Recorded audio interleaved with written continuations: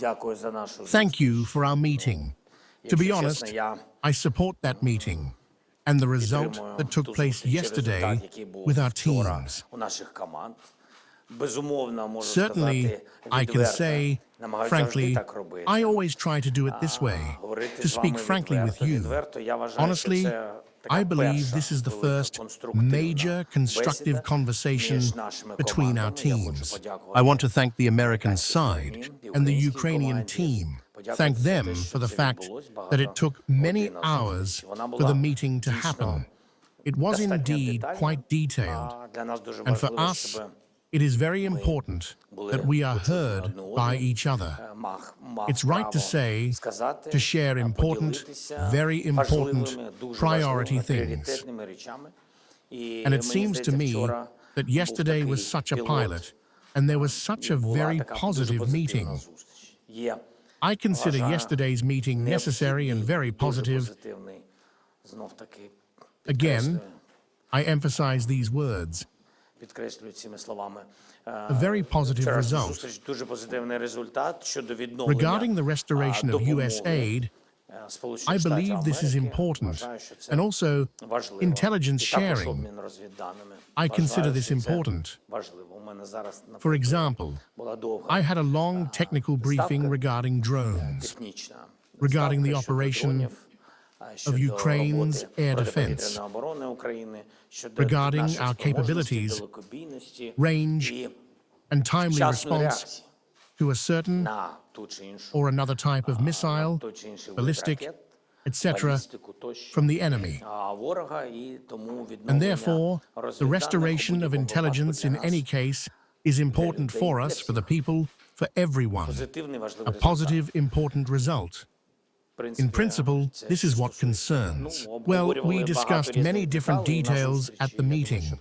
I think you probably have questions about this. I emphasized the humanitarian aspect. Again, it is important that the parties talked about it, about how important it is for us to help people, to take them out of captivity, regarding increasing the intensity of exchanges and the volume of exchanges regarding quantity. These issues need to be raised and implemented. And also, one of the most complex issues regarding the return of children was also discussed. Many other details were discussed that I wouldn't want to talk about today, because they were not in the respective text, in the statement. But everything that was in the statement, all these issues were discussed in sufficient detail by the parties. Ukraine also demonstrated that Ukraine is really fighting for itself and has never wanted war and wants the war to end, and supports the United States in that the ending of the war is expedited as much as possible. And I don't know if you paid attention to a certain topic that was considered before the meeting, that until then, there was silence in the sky over the sea. Let's call it that. And then the American side proposed a different approach. Our team, somewhere in the middle of this meeting, had a connection with me, the American side with the American president. And they raised this very issue, whether the Ukrainian side is ready to take steps towards silence across the entire territory. I have emphasized this repeatedly. None of us believe the Russians. We have gone through this, but we will not play with the narratives that we do not want the end of the war, with those narratives that Russia has and spreads all over the world. We will not play. I am set very serious. For me, it is important to end the war. I want the President of the USA to see this, for Americans to see and feel this, and for Europe to be all in union, precisely in union, with what needs to be done to force Russia to end this war. Therefore, My reaction was, we are ready for a format of 1,000 to 30 days, in that format proposed to us by the American side. Please, Vaskid, were sanctions regarding a violation of the truce discussed at the meeting? If it is violated, what will these sanctions be and who will guarantee them? The second question, Trump said yesterday that he expects you at the White House. Is your visit planned there already? Thank you. Thank you. First of all, we discussed all topics. I want to emphasize once again, all important topics, sensitive topics, but I think they discussed them point-wise, and it is too early to talk about this. Overall, it seems to me that we talked about this with the American side.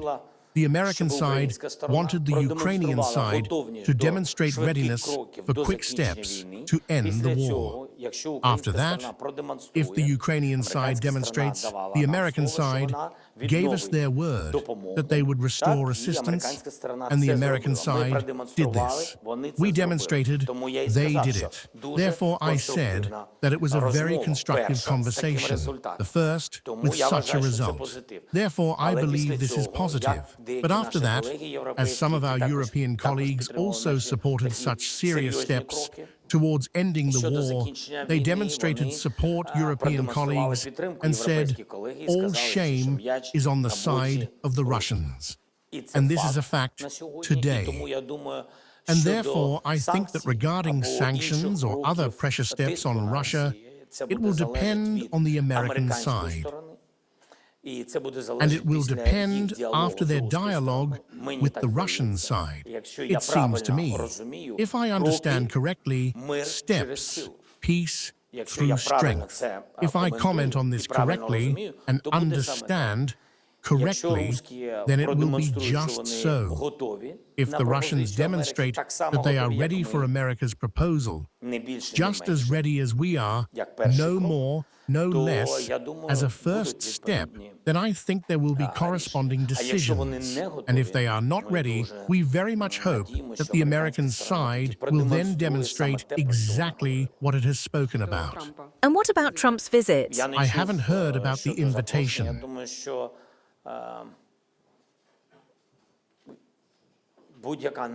I think any of our meetings with the President of America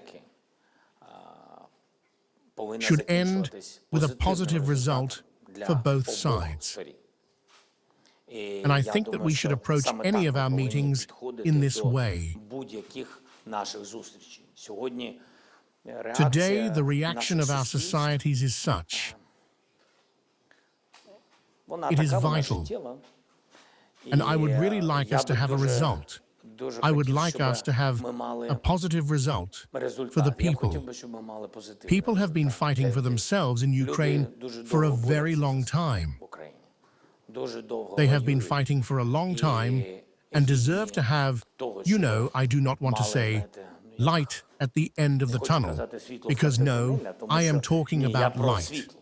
Really, to have light. We do everything for this. I really want any of our meetings with the President of America to be positive. For this, everyone needs to prepare and inform everyone about the format of our meetings. Thank you, Azat Saparov. Mr. President, please tell me, was security guarantees discussed yesterday at this meeting? If they were not discussed, is there at least some understanding after this meeting of what could change regarding these security guarantees? And conditionally, if the Russians suddenly agree to ceasefire, what are realistic timelines in the near time? And the cessation of war, the cessation of peace they started. Sorry, 30 days this ceasefire. What realistic plan when this may be soon? Conditionally, if they say it's in a day, in 2, in a week, thank you.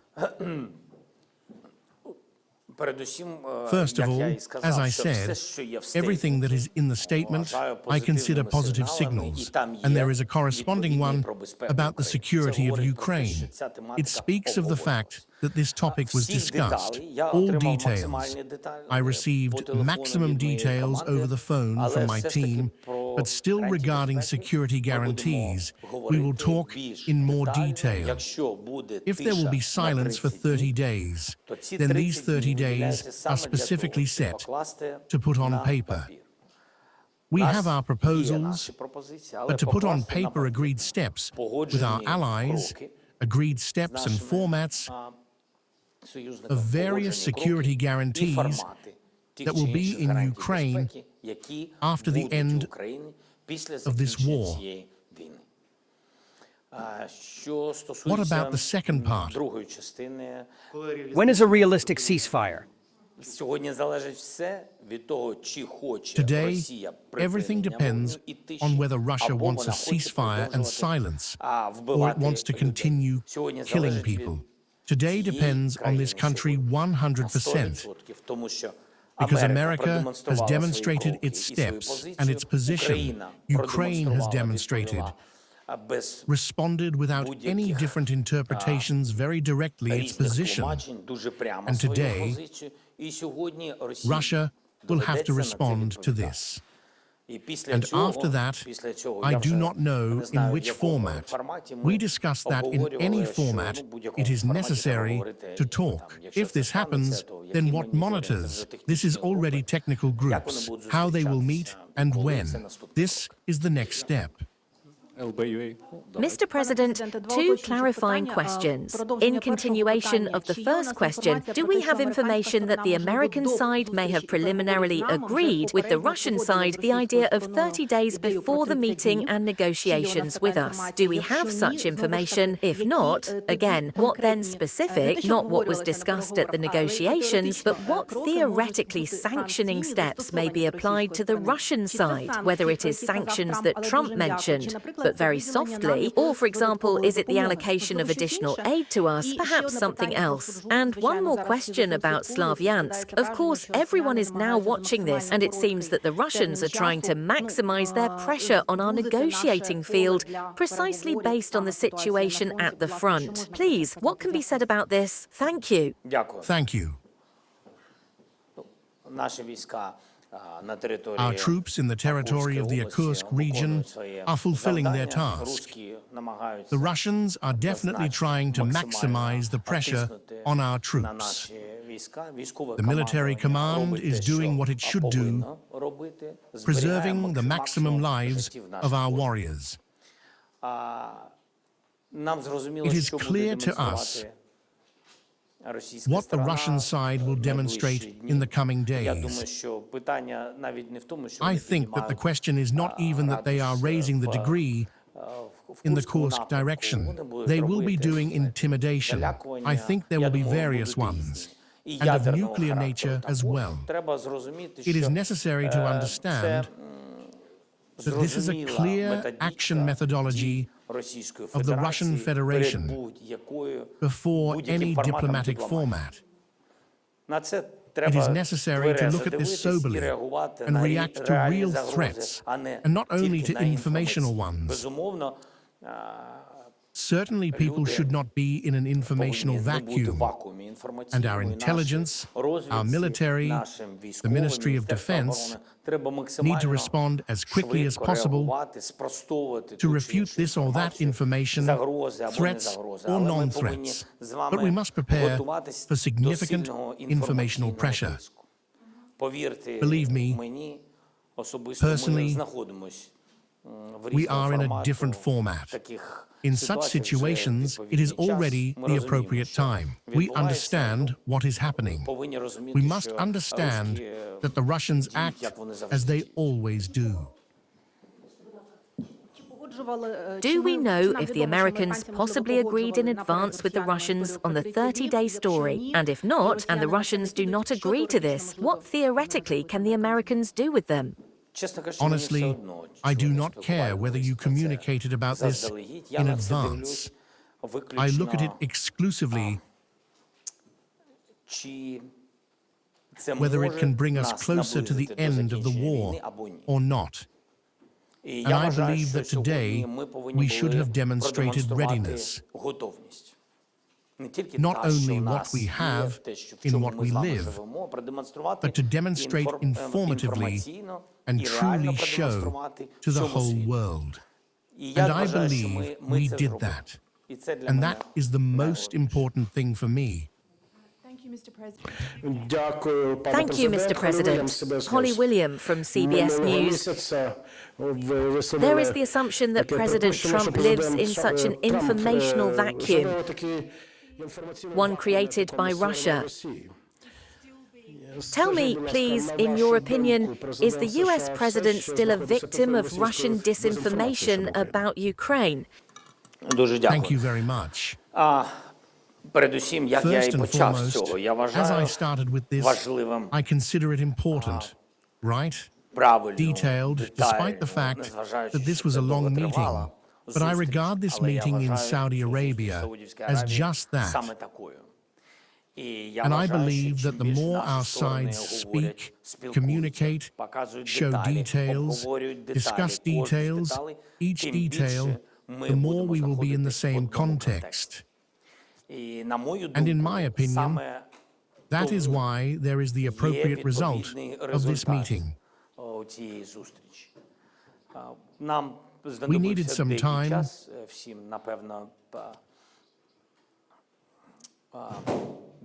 Everyone probably needs to be in contact more, but that will not be enough yet. More meetings are needed, and if they are held with such positive results, then we may have the desired outcome.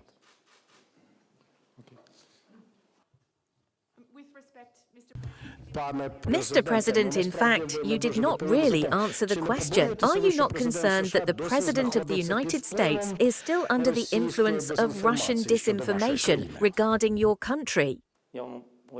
I will explain how this happens.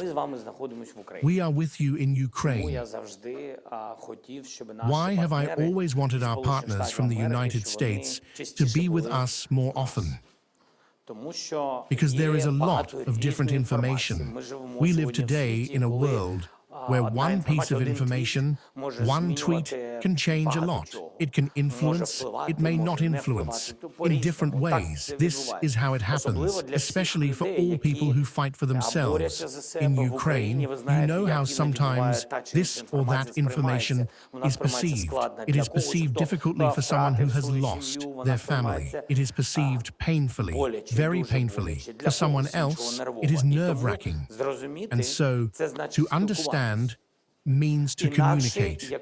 Otherwise, if you do not communicate, this space is occupied by other information, not what is here. That is why I have always wanted our colleagues from the USA to come here, and they see where we have destruction, where it is difficult for us, and where people live, where they fight, how our children live. On one hand, it is frightening that this is war, and they go to an underground school.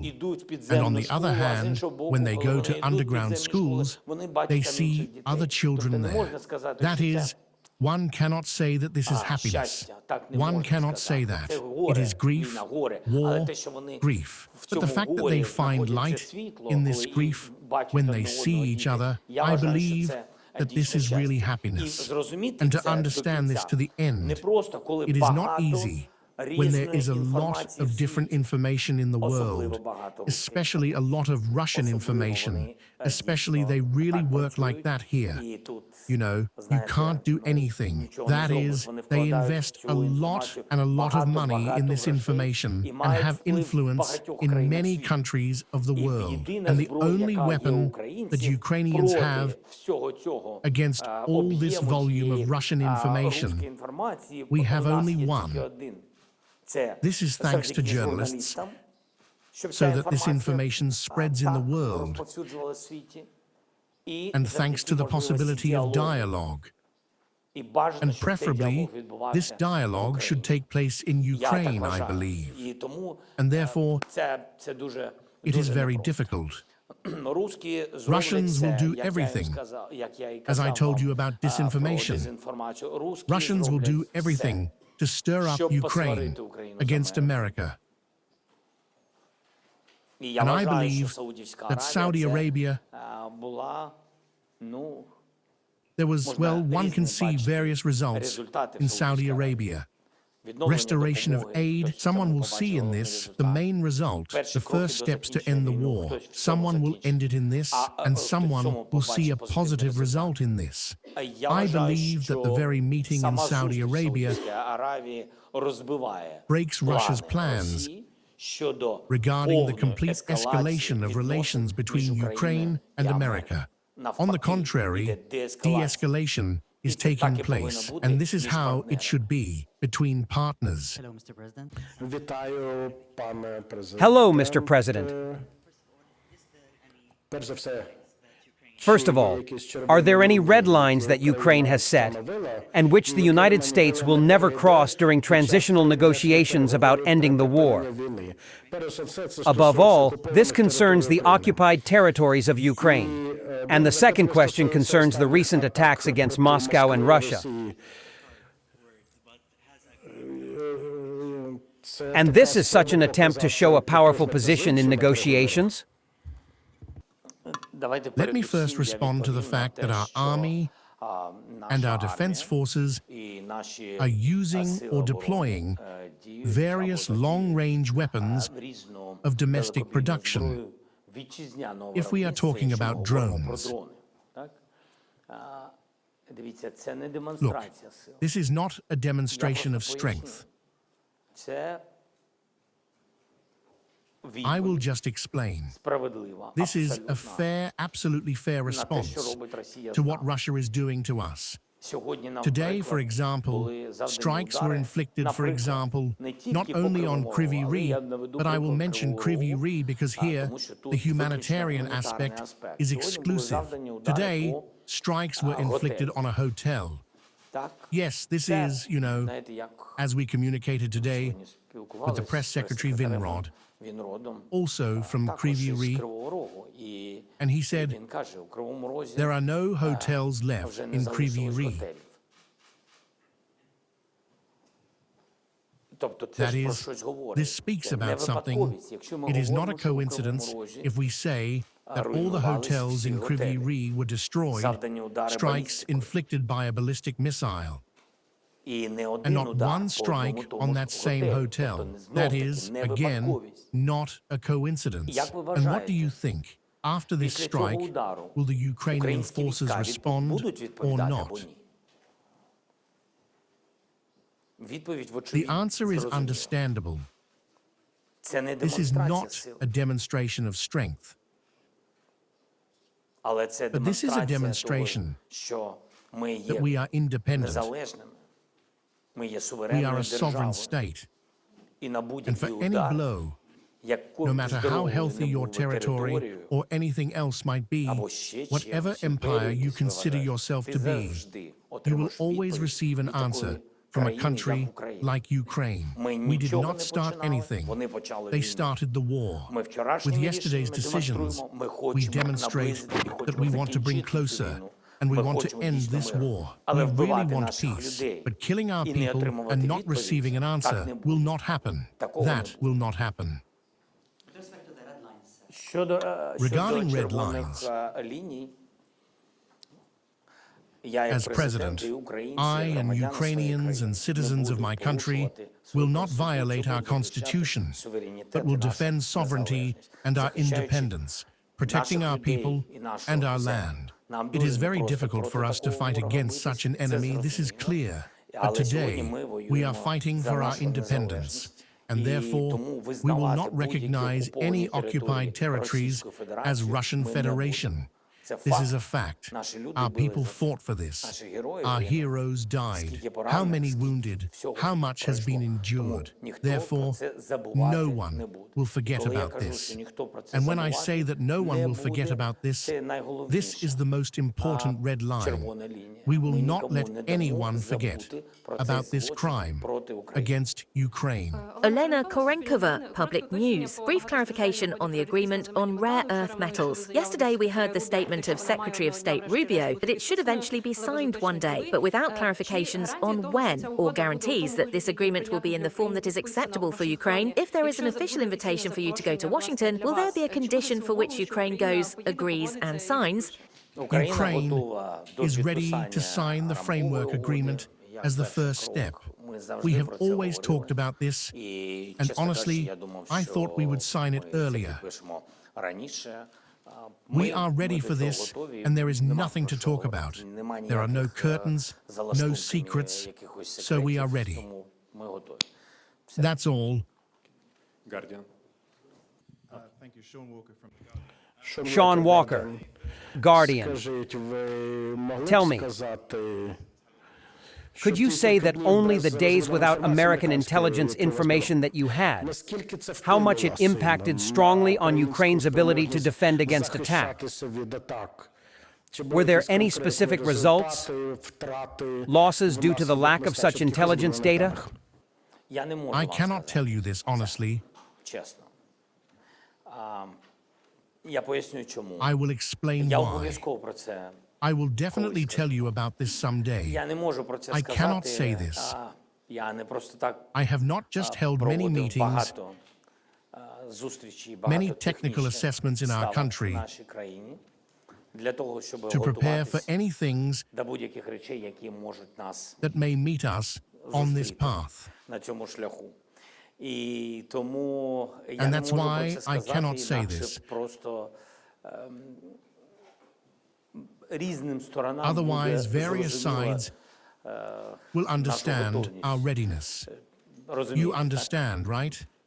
So it's very good that the aid has been restored and the exchange of intelligence data has been restored. I am grateful for this.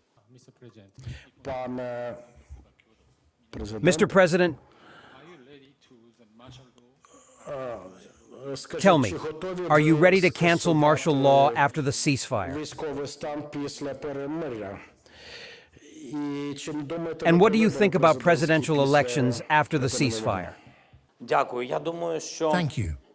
I think that today we all need to focus on the first steps to achieve silence. Are we ready for a ceasefire or silence? We specifically did this and said so. The question is whether the Russian side will be ready for this. Second, are our partners ready for technical monitoring? This is a very important aspect. I have openly stated that I believe that there should be silence in the sky and silence at sea. It is clear how to monitor for us. But if it is silence everywhere, understanding who we are dealing with, understanding and having experience from past years, then here, technical assistance is needed. Partners assure this. And this was discussed by the parties. This is very important. After such a step, a proposal may be used, which was on the table yesterday in negotiation from the American side, a 30-day deadline to fully prepare a plan to end the war. A step-by-step plan with security guarantees for the Ukrainian side. If all this is done, then after the preparation of this plan, in any case, a phased execution that will lead to the end of the war. After the end of the war, martial law will be lifted, and after lifting the martial law, elections will be held according to Ukrainian legislation. No one will deliberately postpone anything. Thank you, esteemed colleagues. Thank you, Mr. President. You just didn't say what the chances are that Russia will behave, such that was in the Peace Monitoring Council. What will happen if it doesn't behave? What are the chances? Let's see. And what will happen to them? With Russia, what will happen? The America side has spoken, because there we told them with conditions. And if Russia doesn't behave, what will America do then? Strong actions regarding the Russian side. Strong actions, as I understand, we can expect strong actions. I don't know the details yet, but we are talking about sanctioning actions accordingly, well, and strengthening Ukraine. Of course, the victory lasted for 8 hours, which Ukraine rejected what was proposed. Well, did they tell you something over the phone? So, I mean, what has been rejected in Ukrainian? Accordingly, what was proposed by the states, considering that these victories lasted so long until yesterday? The agenda was precisely what is stimulating. What you see there, that was the agenda. That's all. In summary, nothing to add. Goodbye.